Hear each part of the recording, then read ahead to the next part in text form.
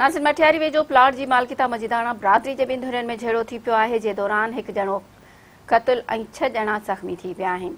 उन हवाले सां वधीक अपडेट करे रहियो आहे मेराठी जो रिपोर्टर बाबू ख़ासखेली। जी बाबू, इन हवाले सां वधीक तफ़सील ॿुधाइजो। जी तव्हांजा ॿुधाईंदो हलां त मटियारी लॻ ॻोठ लालू मजीदाणो आहे, जंहिंमें जेको सो प्लाट जे तकरार सां जेको सो केतिरो वक़्तु खां जेको हीअ तकरार हलंदड़ हो, जंहिंजे नतीजे में अॼु जेको सो उनजे मामूली जेको सो झेड़े सबबु जेको सो फायरिंग जे दौरान जेको सो 50 साला बख़्शण मजीदाणो खे जेको सो गोली लॻी, जेके जेको ज़ख़्मी हालत में हैदराबाद अस्पताल जेको सो मुंतक़िल कयो पियो वियो, त हू जेको ज़ख़्मनि जा सूर न सहंदे जेको सो फौत थी वियो। ऐं तव्हांखे इहो ॿुधाईंदो हलां त जेको सो झेड़े दौरान जेको सो 2 औरतुनि समेत जेको सो 6 ॼणा जेको सो ॿिया बि जेको सो सख़्तु ज़ख़्मी थी पिया, जिन में जेको मसमात हाजियाणी, मसमात नवाबज़ादी, शौकत मजीदाणू, दिलदार मजीदाणू, दीन मोहम्मद ऐं सिकीर मजीदाणू शामिल आहिनि।